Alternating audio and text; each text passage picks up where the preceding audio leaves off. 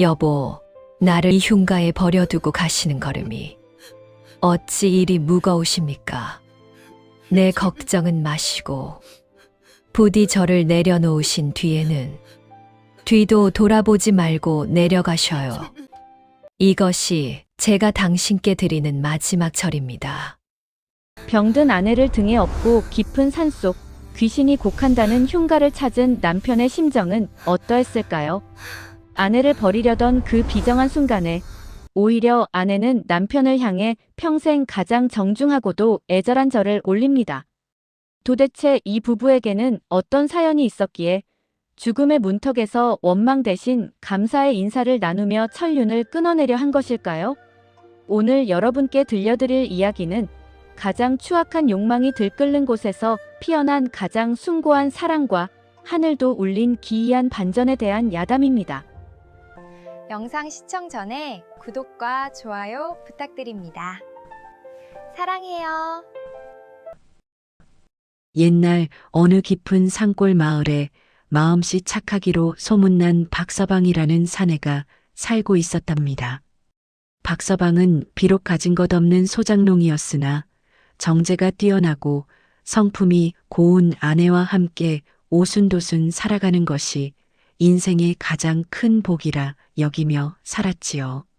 봄이면 진달래 꺾어 아내의 머리에 꽂아주고 겨울이면 시린 손을 맞잡으며 서로의 온기로 추위를 이겨내던 참으로 금슬 좋은 부부였답니다. 하지만 하늘도 무심하시지 평화롭던 이들 부부에게 감당하기 힘든 먹구름이 들이우기 시작한 것은 참으로 순식간의 일이었답니다. 어느 날부턴가 아내가 원인 모를 병에 걸려 자리에 눕게 된 것이지요. 처음에는 그저 가벼운 곧불인 줄로만 알았으나 날이 갈수록 아내의 몸은 마른 장작처럼 시들어갔고 급기야는 물 한 모금 넘기기 힘든 지경에 이르렀습니다. 박서방은 아내를 살리기 위해 백방으로 뛰어다녔답니다. 좋다는 약재는 씨가 마르도록 구하러 다녔고 용하다는 의원이 있다면 수십 리 길도 마다하지 않고 달려가 무릎이 닳도록 매달렸지요. 의원님, 제발 제 아내 좀 살려주십시오. 제가 대신 아파도 좋으니 제발 저 사람 숨통만이라도 좀 틔워주십시오. 의원의 옷자락을 붙잡고 통곡하는 박서방의 눈물에 동네 사람들도 함께 눈시울을 붉혔으나 병만은 좀처럼 물러날 기미를 보이지 않았답니다. 그렇게 한 해, 두 해가 흐르면서 박서방의 가사는 탕진되었고 남은 것이라곤 비바람도 겨우 막는 초가집 한 채뿐이었답니다. 설상가상으로 마을에는 수년째 흉년까지 들어 박서방네 식구들은 풀뿌리로 끼니를 때워야 하는 처지가 되었지요. 병든 아내의 신음은 밤마다 문틈을 타고 새어나와 박서방의 가슴을 난도질했습니다. 방 안에서는 배고픔에 지쳐 우는 어린 자식들의 울음소리가 끊이지 않았으니 가장으로서 박서방의 심정은 오죽했겠습니까? 내 팔자가 어찌 이리도 기구하단 말인가. 아내를 살리려다 온 집안 식구가 길바닥에 나앉아 굶어 죽게 생겼으니 이를 어찌하면 좋단 말이냐. 박서방은 밤마다 마당에 나와 달을 보며 자신의 가슴을 주먹으로 쳐가며 울었답니다. 소리조차 내지 못하고 삼키는 그 울음이 얼마나 깊었는지 마당의 흙이 눈물로 질척일 정도였지요. 그러던 어느 날 마을 장터 끝자락에서 술기운에 취한 노인네들이 나누는 흉흉한 이야기를 듣게 되었답니다. 뒷산 너머 골짜기에 있는 버려진 흉가에 병든 이를 데려다 놓으면 집안의 애군이 가시고 남은 식구들은 살 길이 열린다는 기괴한 이야기였답니다. 사람들은 그것을 입에 담기도 무서운 고려장이라 부르며 쉬쉬했지만 굶주림에 눈이 뒤집히고 절망에 가슴이 타버린 이들에게는 그것이 마지막 탈출구처럼 들리기도 했지요. 박서방은 처음에는 그 소리를 듣고 불같이 화를 내며 자리를 박차고 일어났답니다. 어찌 사람의 도리로 그럴 수가 있단 말인가. 내 목숨을 내놓을지언정 내 아내를 어찌 그런 귀신 속을에 버린단 말이오. 내 눈에 흙이 들어가기 전엔 절대 안 될 일이오. 하지만 현실은 냉혹하기 짝이 없었답니다. 아내의 약값은커녕 당장 어린 막내딸의 입에 들어갈 미음한 그릇이 없었고 아내는 이미 정신이 혼미하여 남편의 얼굴조차 알아보지 못하고 헛것을 보며 중얼거릴 정도가 되었지요. 아이들은 며칠째 물만 마시며 누워있어 숨소리조차 가늘어졌으니 박서방의 독했던 결심도 서서히 무너지기 시작했답니다. 그래, 어차피 이대로 있으면 우리 5 식구 모두 이 방 안에서 시체가 되어 나갈 것이다.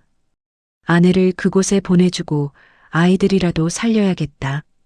내가 죽어 지옥 불에 떨어질지언정 자식들 입에 풀칠이라도 시켜야 하지 않겠는가. 박서방은 시커멓게 타버린 속을 애써 감추며 차마 떨어지지 않는 발걸음으로 아내의 방문을 열었답니다. 방 안에서는 찌든 양 냄새와 죽음의 그림자가 짙게 깔려 있었지요. 그는 떨리는 손으로 아내를 업기 위해 거칠어진 아내의 어깨를 만졌습니다. 차마 아내의 눈을 마주할 용기가 나지 않아 그는 아내를 등에 업고는 굵은 무명밧줄로 아내의 몸과 자신의 몸을 단단히 묶었지요. 아내의 몸은 너무나 가벼워 마치 깃털 하나를 얹은 듯 했답니다. 그 가벼움이 오히려 박서방의 심장을 수천 근의 바위처럼 무겁게 짓눌렀지만 그는 입술을 깨물어 피가 터져 나오는 것을 참으며 어두운 밤길을 나서게 되었답니다. 마을 사람들의 눈을 피해 뒷산숲길로 접어든 박서방의 발걸음은 마치 도살장으로 끌려가는 짐승 마냥 무겁고도 위태로웠지요. 나뭇가지가 뺨을 핥히고 날카로운 돌부리에 걸려 발톱이 빠질 뻔해도 그는 오로지 앞만 보고 걸었답니다. 등 뒤에서 느껴지는 아내의 희미한 숨결과 간간히 들려오는 가녀린 기침 소리가 마치 가지 마세요. 여보라고 울부짖는 것만 같아 박서방은 억지로 귀를 막으며 험한 산길을 오르고 또 올랐답니다.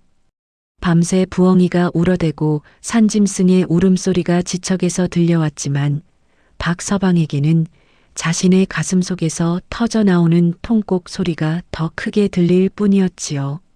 한참을 걷다 보니 드디어 저 멀리 달빛 아래 으스스한 기운이 감도는 흉가가 그 흉측한 모습을 드러냈답니다.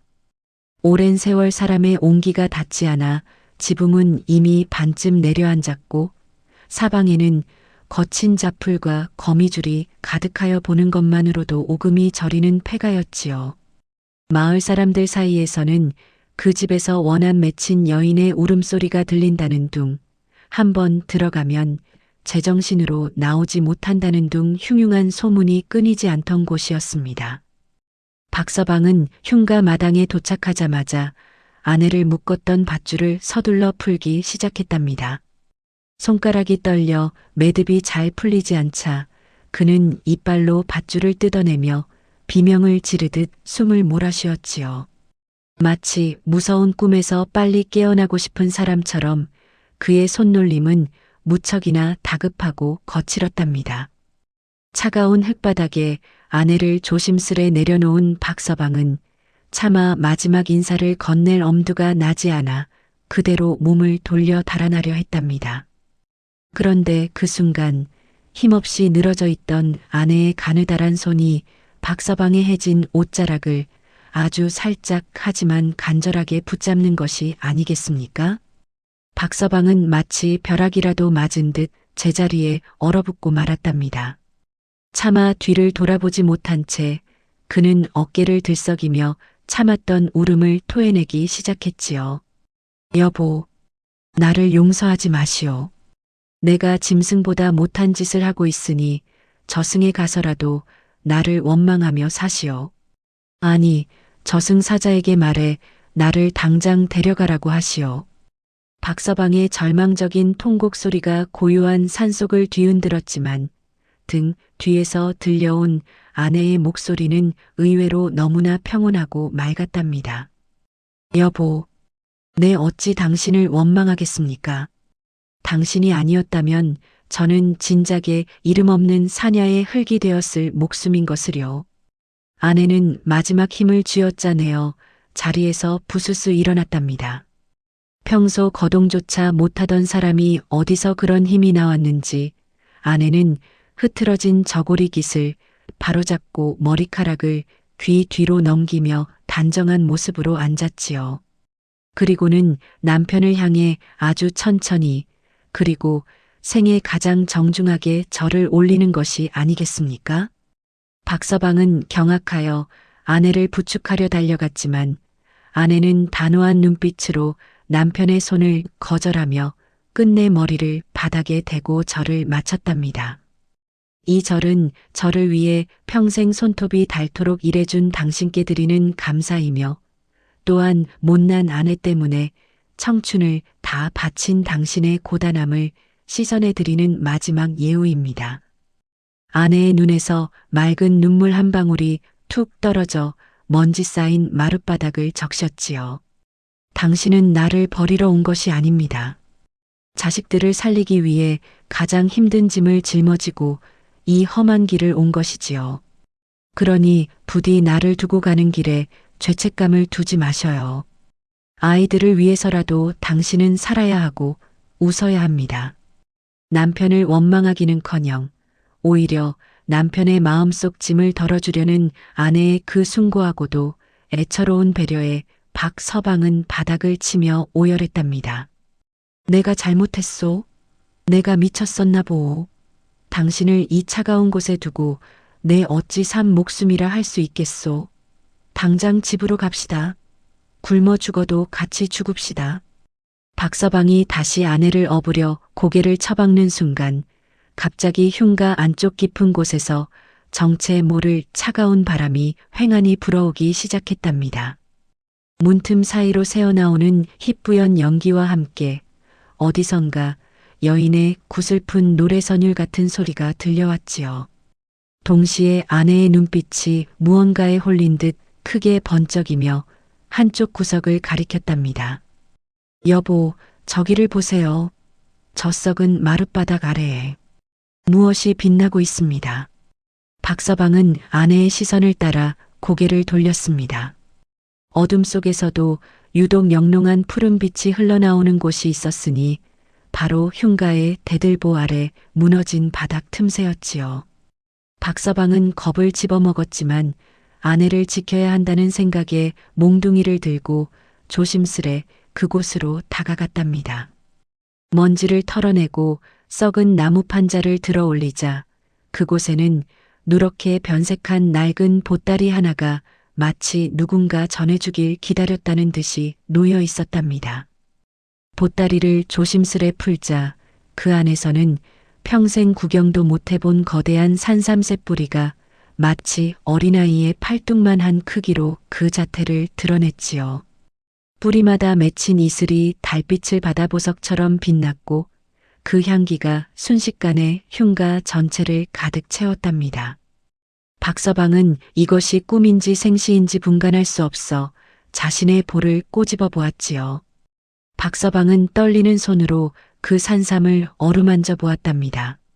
이것이 정녕 꿈이라면 제발 깨지 않기를, 차라리 이대로 죽어도 여한이 없겠다는 생각이 들 정도로 산삼의 자태는 기이하고도 영롱했지요. 흙먼지에 쌓여있던 보따리 안에는 산삼새 뿌리 외에도 겉장이 다해진 낡은 책 한 권이 들어 있었답니다. 박서방이 조심스레 그 책을 펼쳐들자 첫 장에는 먹물이 번진 듯하지만 기품 있는 필체로 다음과 같은 글귀가 적혀 있었지요. 가난이 뼈를 깎고 배고픔이 창자를 끊을지언정 끝내 인륜을 저버리지 않고 서로를 아끼는 부부에게 이 산의 정기를 빌려주노라. 재물은 사람을 살리는 데 써야 그 가치가 빛나는 법이니 이 삶을 얻는 자는 부디 그 뜻을 잊지 말지어다. 글귀를 읽어내려가는 박서방의 눈에서 뜨거운 눈물이 쉴 새 없이 흘러내려 마룻바닥을 적셨답니다. 그는 이것이 단순히 운이 좋아 얻은 횡재가 아니라 죽음의 문턱에서 자신을 원망하기는커녕 오히려 절을 올리며 앞날을 빌어준 아내의 지극한 정성이 하늘을 움직인 결과임을 깨달았지요. 여보, 이것 좀 보시오. 하늘이 우리를 버리지 않으셨소. 당신이 나에게 올린 그 절이 죽어가는 우리 집안을 살리는 기적을 불러왔단 말이오.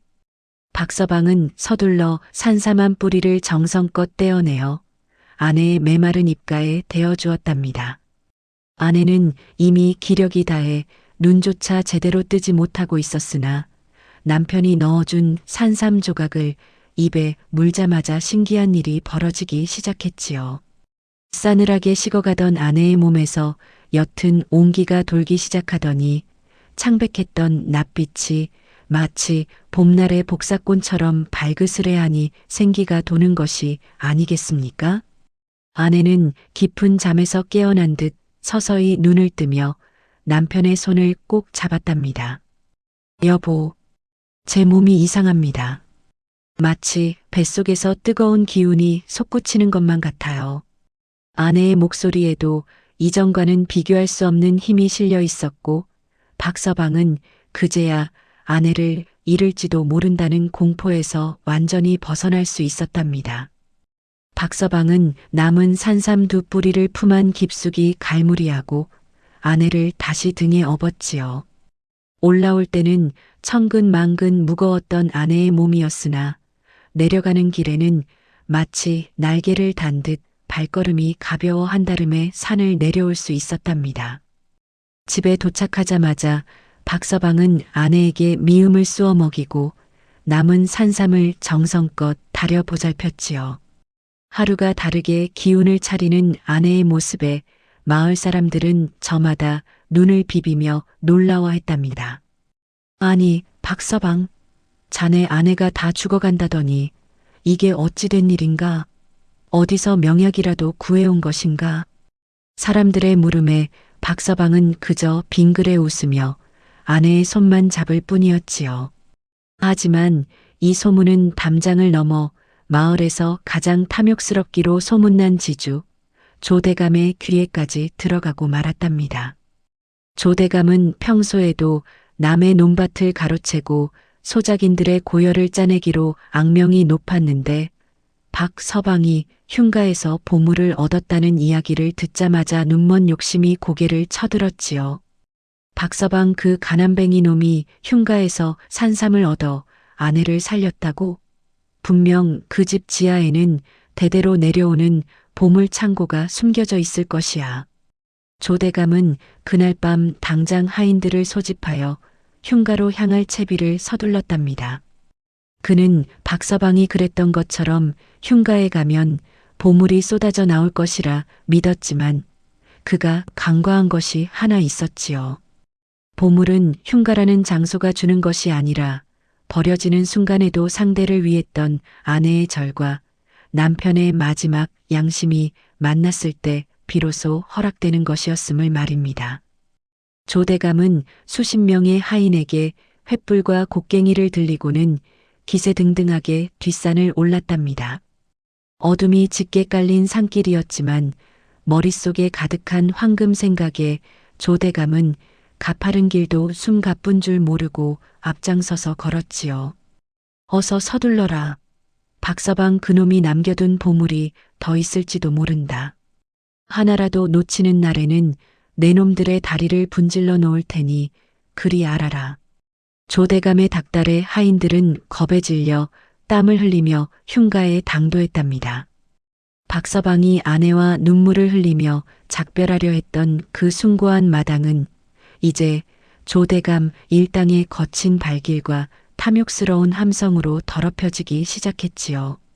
조대감은 흉가 문을 거칠게 발로 차서 열고는 박서방이 산삼을 발견했다는 마룻바닥을 가리켰답니다. 여기다. 당장 이곳을 파헤쳐라. 분명 이 밑에 금은보화가 가득 찬 괴짝이 숨겨져 있을 것이다. 하인들이 곡괭이를 휘둘러 마룻바닥을 부수기 시작하자 집안 전체가 기분 나쁜 진동과 함께 흔들리기 시작했답니다. 마치 잠자고 있던 거대한 괴수가 잠에서 깨어나 신음하는 듯한 소리가 벽 틈새로 새어나왔지요. 하지만 욕심에 눈이 먼 조대감은 그 소리가 보물이 쏟아져 나오는 전조인 줄로만 알고 더욱 기세 좋게 소리를 질렀답니다. 더 깊이 파라. 땅 밑바닥까지 낱낱이 뒤지란 말이다. 그런데 그때였답니다. 갑자기 흉가 대들보 위에서 시커먼 구렁이 수십 마리가 비 오듯 쏟아져 내리기 시작하는 것이 아니겠습니까? 횃불의 열기 때문인지 아니면 부정한 마음으로 집을 부수는 이들에 대한 분노인지 구렁이들은 눈을 번뜩이며 하인들의 다리를 감아 올렸답니다. 아! 뱀이다. 뱀이 쏟아진다. 흉가는 순식간에 아수라장이 되었고 하인들은 횃불을 내팽개치고 달아나기 바빴지요. 하지만 조대감은 도망가는 하인들의 등을 발로 차며 끝까지 보물을 찾으라고 호통을 쳤답니다. 이 멍청한 놈들, 보물을 지키는 영물일 뿐이다. 어서 저놈들을 쳐 죽이고 땅을 파란 말이다. 조대감이 직접 곡괭이를 들고 바닥을 내리치려던 그 순간 흉가의 낡은 벽면이 힘없이 무너져 내리며 그 안에서 무언가 굴러떨어졌답니다. 그것은 금괴도 산삼도 아닌 수십 년 전 이 집에서 굶어 죽거나 억울하게 죽어간 이들의 일골이 담긴 낡은 단지들이었지요. 단지가 깨지며 사방으로 흩어진 것은 영롱한 보석이 아니라 차갑고 서늘한 죽음의 기운이었답니다. 그와 동시에 흉가 주변을 감싸고 있던 고목들이 일제히 몸을 뒤틀며 으스스한 소리를 내기 시작했고 조 대감의 눈앞에는 환영이 보이기 시작했지요. 자신에게 땅을 빼앗기고 길거리에서 얼어 죽은 소작인들, 빌려준 곡식을 갚지 못해 팔려간 계집아이들의 곡소리가 귓전을 때렸답니다. 조대감, 내 눈을 돌려다오. 내 자식을 살려내라. 조대감은 비명을 지르며 뒤로 자빠졌고 그가 그토록 탐냈던 흉가의 마루는 마치 늪처럼 조대감의 다리를 집어삼키기 시작했답니다. 한편 같은 시각 마을 아래 박서방의 집에서는 평화로운 등불 아래 온 가족이 모여 앉아 있었지요. 건강을 회복한 아내는 남편의 옷을 기우며 조용히 옛 이야기를 들려주고 있었고 아이들은 아버지의 무릎을 베고 단잠에 빠져 있었답니다. 박서방은 문득 산 위쪽에서 들려오는 기이한 바람소리에 창문을 열어보았지요. 어두운 산등성이 너머로 번뜩이는 불빛과 비명이 들리는 듯했으나 박서방은 조용히 창을 닫고 아내의 손을 꼭 잡았답니다. 여보, 사람은 제 그릇만큼 담고 사는 법인가 보오. 우리가 그날 얻은 것은 삶이 아니라 서로를 향한 가엾은 마음이 하늘에 닿아 허락된 기적이었소. 아내는 고개를 끄덕이며 남편의 어깨에 머리를 기댔지요. 그녀는 알고 있었습니다. 만약 그날 밤 남편이 자신을 매정하게 내팽개치고 돌아섰거나 자신이 남편을 원망하며 악담을 퍼부었다면 그 흉가는 그들에게도 지옥의 구렁텅이가 되었을 것임을 말입니다.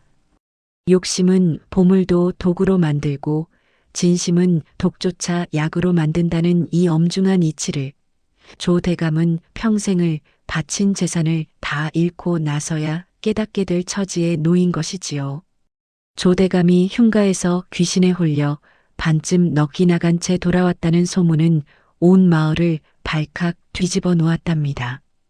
마을 사람들은 조 대감이 평소 지은 죄가 많아 산신령의 노여움을 산 것이라며 수군거렸지만 박서방만큼은 그 소식을 듣고도 마음이 편치 않았지요. 여보, 조 대감이 비록 우리를 핍박했으나 한 마을에 사는 처지에 저리 폐인이 되었으니 이 또한 가슴 아픈 일이 아니겠소. 박서방은 아내와 상의 끝에 산삼을 얻었던 그 보따리 속에 들어있던 낡은 책을 다시 꺼내 들었답니다. 그 책 뒷부분에는 탐욕에 눈이 멀어 정기를 잃은 자를 구하는 법이라는 비방이 작게 적혀 있었기 때문이지요. 박서방은 아침 이슬이 채 가시기도 전에 산에 올라 흉가 주변에서 자라나던 기이한 풀꽃들을 정성껏 채취했답니다. 그는 그것을 정성스레 다려 조대감의 집을 찾아갔지요. 조대감의 집은 이미 풍비박산이 날 지경이었답니다.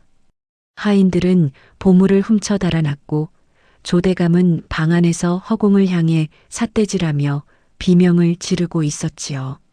오지 마라. 내 땅이다. 그 금괴는 내 것이란 말이다. 박서방은 조대감의 곁으로 다가가 차분한 목소리로 말을 건넸답니다. 대감마님, 마음을 가라앉히셔요. 흉가의 보물은 금은보화가 아니라 사람의 진심이었음을 이제는 인정하셔야 합니다. 이 약을 드시고 맺힌 응어리를 푸셔요. 조대감은 처음에는 박서방을 밀쳐내려 했으나 박서방의 눈빛에 담긴 진실한 연민을 보자마자 멍하니 입을 벌렸답니다. 약물을 한 사발 들이켠 조대감은 이내 검은 피를 한 웅큼 토해내더니 서서히 눈동자의 초점을 되찾기 시작했지요. 박서방, 내가 대체 무슨 짓을 한 것인가? 평생을 남의 것을 탐하며 살았는데 죽음의 문턱에서 보니 그 모든 것이 한낱 흙먼지보다 못하더구먼. 조대감은 눈물을 흘리며 박서방의 손을 잡았답니다. 그날 이후 조대감은 완전히 다른 사람이 되었지요. 그는 자신이 가로챘던 소작인들의 땅을 모두 돌려주고 박서방의 인품에 감복하여 마을에 커다란 서당을 지어 아이들이 글을 배울 수 있게 도왔답니다. 사람들은 이 놀라운 변화를 보며 흉가가 단순히 무서운 곳이 아니라 사람의 본성을 비추는 거울 같은 곳이라 믿게 되었지요.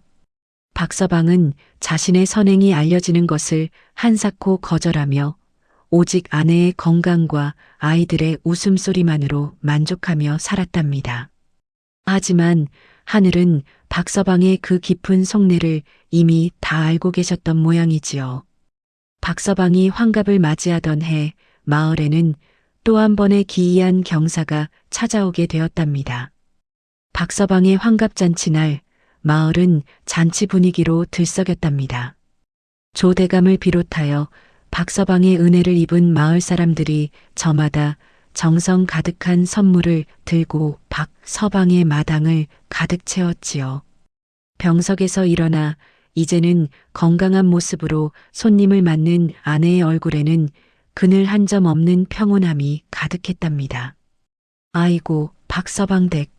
그때 그 흉가에서 돌아오셨을 때만 해도 이런 날이 올 줄 누가 알았겠소. 참으로 하늘이 내린 복부인이십니다. 동네 안악들의 칭송에 아내는 수줍게 웃으며 박서방의 소매를 살며시 잡았지요. 잔치가 무르익을 무렵 마을 어귀에서 요란한 말발굽 소리와 함께 관복을 입은 사령들이 들이닥쳤답니다. 사람들은 혹시 박서방이 무슨 잘못이라도 저질렀나 싶어 숨을 죽이며 지켜보았지요. 하지만 사령들이 들고 온 것은 체포장이 아니라 한양의 임금님께서 직접 내리신 하사품과 교지였답니다. 이 고을의 박서방은 가난한 중에도 병든 아내를 지극정성으로 보살폈고 흉가에서 얻은 재물을 오직 백성을 구휼하는 데 썼으니 그 행실이 만인의 귀감이 된다. 사또가 임금님의 교지를 크게 낭독하자 마당에 모인 사람들은 일제히 탄성을 내뱉었답니다. 알고 보니 조대감이 한양에 있는 친척들에게 박서방의 선행을 알렸고 그것이 임금님의 귀에까지 들어갔던 것이지요. 박서방에게는 효자와 연려의 가문을 상징하는 정려문이 내려졌고 평생 먹고 살 걱정 없는 전답과 노비까지 하사받게 되었답니다. 박서방은 어안이 벙벙하여 마당 바닥에 넙죽 엎드렸지요. 소인 같은 천한 자에게 어찌 이리 과한 복을 내리시옵니까? 저는 그저 제 아내를 살리고 싶었을 뿐입니다. 사또는 박서방의 어깨를 두드리며 인자하게 웃었답니다. 자네의 그 살리고 싶다는 간절한 마음이 아내를 살리고 마을을 살리고 끝내 이 나라의 도리를 바로 세운 것이네. 부디 이 마음 변치 말고 오래오래 사시게나. 그날 밤 떠들썩한 잔치가 끝나고 부부만 남은 방 안에서 박서방은 아내의 손을 꼭 잡았답니다. 여보, 우리가 그날 밤 흉가로 향할 때만 해도 내일이 없을 줄 알았는데 인생이란 참으로 알다가도 모를 일이지요. 아내는 남편의 가슴에 얼굴을 묻으며 조용히 대답했답니다. 그것은 우리가 보물을 찾았기 때문이 아니라 서로의 손을 끝까지 놓지 않았기 때문입니다. 당신이 저를 등에 업고 그 산길을 오를 때 저는 당신의 등에서 느껴지는 뜨거운 눈물 때문에 살아야겠다고 결심했답니다. 부부는 창밖으로 비치는 밝은 달을 보며 감사의 기도를 올렸지요. 이제 그들에게 흉가는 더 이상 공포의 대상이 아니었답니다. 그곳은 인간의 가장 밑바닥에서 피어난 가장 아름다운 진심이 하늘에 닿았던 세상에서 가장 따뜻한 집으로 기억될 것이었습니다. 하지만 세상의 탐욕은 그림자처럼 늘 따라다니는 법이지요. 박서방이 받은 임금님의 하사품을 노리고 멀리서 찾아온 검은 무리가 있었으니 이야기는 이제 새로운 국면으로 접어들게 된답니다. 박서방의 집안에 임금님의 하사품과 정려문이 내려졌다는 소식은 인근 고을뿐만 아니라 저 멀리 한양의 어두운 뒷골목까지 흘러들어갔답니다. 그 소문을 듣고 눈을 번뜩인 자들은 다름 아닌 전국의 귀한 보물만 찾아다니며 도적질을 일삼는 검은 까마귀라 불리는 전문 도적단이었지요. 그들은 박서방이 흉가에서 얻었다는 산삼과 임금님이 내린 황금 술잔, 그리고 비단들을 통째로 털어갈 계획을 세웠답니다. 이복에 그 박서방이라는 자는 원래 찢어지게 가난하던 소장농이라더군. 그런 자가 갑자기 벼락부자가 되었으니 집안 단속이야 오죽 허술하겠나? 도적대의 두목은 비열한 웃음을 지으며 달빛도 없는 금은밤을 거사일로 정했답니다. 드디어 약속한 밤이 되자 도적 일당은 검은 복면을 쓰고 박서방의 집 담장을 소리 없이 넘었지요. 하지만 그들이 담장을 넘는 순간 집안에서는 기이한 일이 벌어지기 시작했답니다. 분명히 낮에 보았을 때는 평범한 기와집이었건만 밤이 되자 집 주변으로 자욱한 안개가 피어오르며 앞을 분간할 수 없게 된 것이지요. 두목, 이게 어찌된 일입니까? 갑자기 안개가 너무 짙어서 동서남북을 알 수가 없습니다.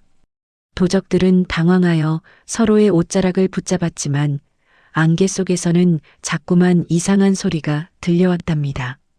그것은 바로 수년 전 박서방이 아내를 업고 올랐던 그 흉가에서 들리던 서늘하고도 구슬픈 여인의 곡소리였지요.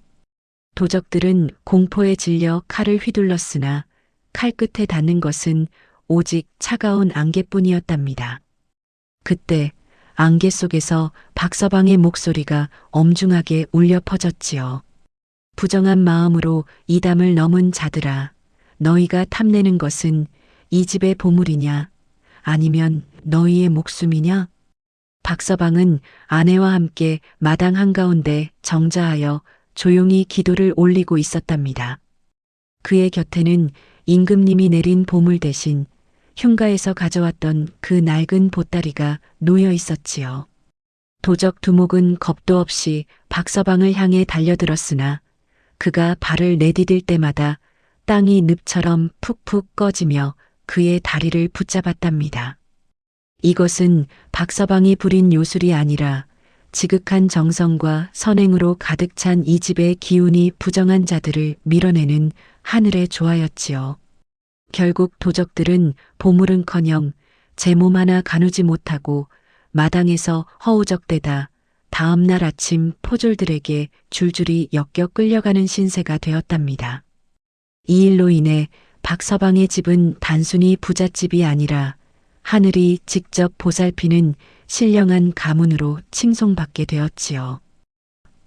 도적대를 물리친 이후 박서방의 명성은 더욱 높아졌으나 그는 여전히 예전의 소박한 마음을 잃지 않았답니다. 그는 자신에게 쏟아지는 찬사가 커질수록 더욱 몸을 낮추고 아내와 함께 마을에 병들고 소외된 이들을 돌보는 데 전념했지요. 특히 박서방의 아내는 자신이 병석에서 일어났던 그 기적을 잊지 않고 매일같이 약탕관을 불 앞에서 내리지 않았답니다. 여보, 내가 그날 흉가에서 당신에게 올렸던 그 절은 사실 당신을 살려달라는 하늘을 향한 마지막 애원이기도 했어요. 아내는 웃으며 박서방의 거친 손을 어루만졌답니다. 부부는 이제 남은 여생을 오직 베풀며 살기로 맹세했지요. 그러던 어느 해 고을에 지독한 역병이 돌아 수많은 사람이 목숨을 잃는 국가적 재난이 닥쳤답니다. 관가에서도 손을 쓰지 못해 시체가 길거리에 쌓여나갈 때 박서방은 결단을 내렸지요. 그는 임금님이 내린 하사품과 자신의 전 재산을 털어 전국 팔도에 용하다는 의원들을 불러 모았답니다. 그리고 흉가터 주변에서 자라나는 그 신비로운 약초들을 사람들에게 아낌없이 나누어 주었지요. 이 약초는 돈으로 사는 것이 아닙니다. 오직 가족을 살리겠다는 간절한 마음과 남을 돕겠다는 진심이 있는 자에게만 효험이 있을 것입니다. 박서방은 직접 병자들을 찾아다니며 약을 다려 먹였고 아내는 병자들의 옷을 빨고 죽을 쑤어 대접했답니다. 신기하게도 박서방이 건넨 약을 먹은 이들은 며칠 만에 자리를 털고 일어났고 고을의 역병은 썰물 빠지듯 서서히 사라졌지요. 사람들은 이제 박서방을 살아있는 부처라 부르며 존경에 마지 않았답니다. 하지만 박서방은 그럴 때마다 늘 손사래를 치며 이렇게 말했지요. 제가 한 것이 아닙니다. 그 옛날 저를 살렸던 제 아내의 그 따뜻한 마음이 이제야 여러분께 전달된 것뿐입니다. 역병이 물러가고 마을에 다시 웃음꽃이 피었을 때 박서방은 문득 아내와 함께 그 산속 흉가를 다시 찾고 싶다는 생각이 들었답니다. 이제는 그곳이 어떤 모습으로 변해 있을지, 그곳의 신령한 기운이 아직도 자신들을 지켜보고 있을지 궁금해진 것이지요. 부부는 장성한 자식들의 만류를 뿌리치고 단둘이서 지팡이를 짚고 옛산길을 오르기 시작했답니다. 예전에는 죽으러 가던 비극의 길이었으나 이제는 감사의 인사를 전하러 가는 축복의 길이 되었지요. 부부가 다시 찾은 숲길은 예전과는 사뭇 다른 기운을 뿜어내고 있었답니다. 잡목이 우거져 발 디딜 틈 없던 길은 누군가 정성스레 닦아놓은 듯 평탄해졌고 길가에는 박서방이 세상에 퍼뜨렸던 그 신비로운 약초들이 보석처럼 알알이 피어올라 향기를 머금고 있었지요. 박서방은 아내의 손을 꼭 잡고 기억 속에 각인된 그 굽이진 길을 천천히 올랐답니다. 여보, 저 나무를 보시오. 그날 밤 내가 당신을 등에 업고 잠시 쉬어가며 눈물을 훔치던 그 느티나무가 아니오. 그때는 저 나무가 마치 저승사자처럼 무서워 보였는데 지금 보니 우리를 지켜주던 수호신이었구려. 박서방의 말에 아내는 인자한 미소를 지으며 고개를 끄덕였답니다. 드디어 도착한 흉가터는 이제 더 이상 흉측한 모습이 아니었지요. 오랜 세월 비바람에 깎여 건물은 형체도 없이 사라졌지만 그 자리에는 신기하게도 사시사철 시들지 않는 푸른 잔디와 맑은 샘물이 솟아오르는 신령한 터가 되어 있었답니다. 부부는 예전 아내가 마지막 절을 올렸던 그 자리에 나란히 앉아 말없이 지는 노을을 바라보았지요. 그런데 그때 숲속에서 부스럭거리는 소리와 함께한 노인이 모습을 드러냈답니다. 그 노인은 수염이 가슴까지 내려온 신성 같은 모습이었는데 그는 박서방 부부를 보더니 인자하게 웃으며 다가왔지요. 허허, 드디어 다시 오셨구려. 이 집의 진짜 주인들이 오시니 산천초목이 다 반기는구려. 박서방은 깜짝 놀라 자리에서 일어났답니다. 노인은 박서방이 예전에 발견했던 그 낡은 보따리의 원래 주인이자 대대로 이 산을 지켜온 약초꾼 가문이 마지막 후손이었지요. 노인은 박서방에게 그동안 숨겨져 있던 흉가의 마지막 비밀을 들려주었답니다. 사실 이 집은 오직 가장 소중한 것을 버리려는 자만이 찾을 수 있는 곳이라네.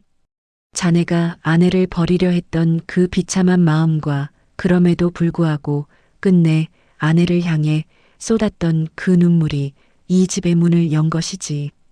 노인의 말에 박서방은 가슴 한구석이 찌르르하니 울리는 것을 느꼈답니다. 만약 자네가 아내를 원망하며 이곳에 던져두고 뒤도 안 돌아보고 갔다면 자네는 산삼 대신 지독한 저주를 받아 그날 밤 산짐승의 밥이 되었을 것이네. 하지만 자네 아내가 올린 그 절 한 번이 자네의 사리를 씻어냈고 하늘의 마음을 움직인 것이라네. 노인은 박서방 부부에게 작은 호리병 하나를 건네주었답니다. 그 안에는 이 산의 정기가 모두 담긴 진귀한 이슬이 들어 있었는데 이것을 마시는 자는 죽음 앞에서도 평온함을 잃지 않고 다음 생에서도 반드시 귀한 인연으로 다시 만날 수 있게 해준다는 신비로운 영약이었지요. 박서방과 아내는 노인에게 깊이 절을 올리고 그 영약을 나누어 마셨답니다. 그 순간 두 사람의 몸은 솜털처럼 가벼워졌고 평생을 괴롭히던 고단함과 세월의 무게가 씻은 듯이 사라지는 신비로운 경험을 했지요. 노인은 안개처럼 홀연히 사라졌고 부부는 다시 한번 서로를 마주보며 뜨거운 눈물을 흘렸답니다. 여보, 다음 생에서도 내가 당신을 업어줄 수 있게 해달라고 빌었소. 박서방의 말에 아내는 수줍은 새색시처럼 웃으며 답했답니다. 아니요, 다음 생에는 제가 당신을 업어드릴게요. 당신의 그 넓은 등이 나를 살렸으니 이번에는 제가 당신의 짐을 다 짊어지고 싶습니다. 두 사람의 약속은 메아리가 되어 산울림으로 번져나갔고 그날 밤 흉가 터에는 그 어느 때보다 밝고 영롱한 별빛이 쏟아져 내렸답니다. 이것은 단순한 재물의 축복이 아니라 사람의 도리를 다한 이들에게 하늘이 내리는 영원한 인연의 선물이었지요. 산에서 내려온 박서방 부부는 그 후로도 10수년을 더 건강하게 살다가 마침내 이승의 옷을 벗어야 할 마지막 날을 맞이했답니다. 그날은 유난히도 날씨가 맑고 바람이 선선한 가을날이었지요.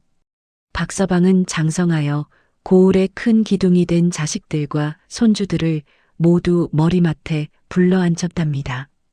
얘들아, 내 인생의 가장 큰 보물은 임금님이 내리신 황금도 아니요, 흉가에서 얻은 산삼도 아니었단다.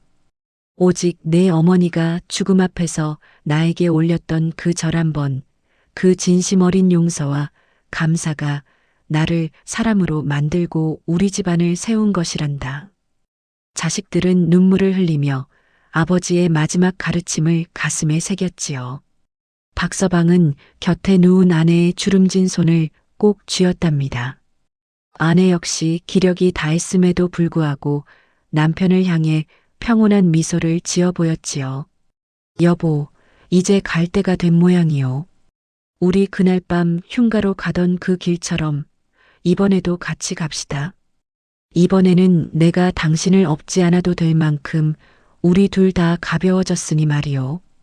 박서방의 농담 섞인 말에 아내는 고개를 살며시 끄덕였답니다. 두 사람은 마치 낮잠이라도 자듯 동시에 눈을 감았고 그들의 표정은 이 세상의 고통을 모두 잊은 듯 너무나 고요하고 거룩했지요.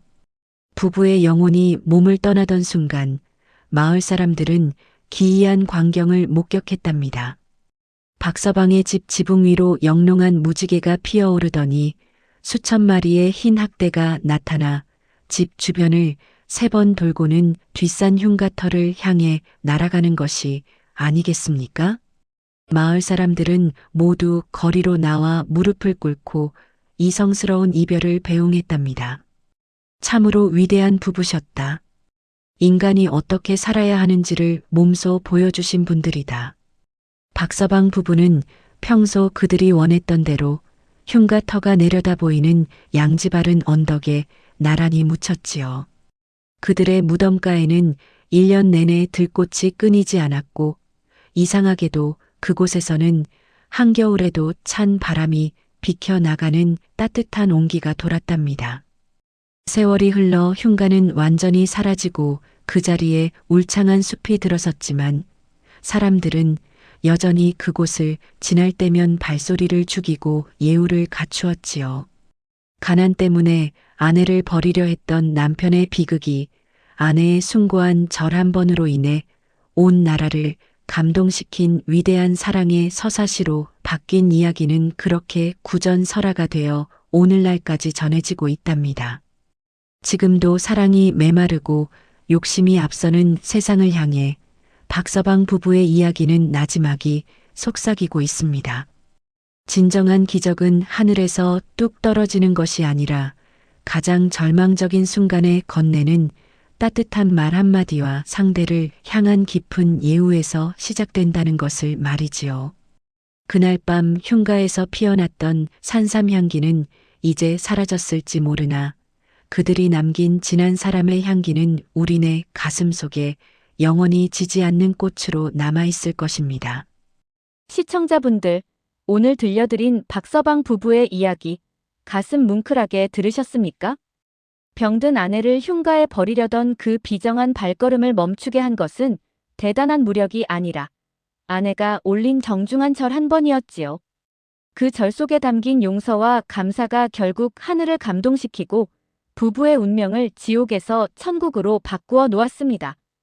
우리네 인생도 가끔은 캄캄한 흉가 앞을 지나는 것처럼 막막할 때가 있습니다. 그럴 때일수록 곁에 있는 소중한 사람을 원망하기보다 먼저 따뜻한 손을 내밀어 보시는 건 어떨까요? 오늘 이야기가 여러분의 가슴에 작은 온기가 되었기를 바랍니다.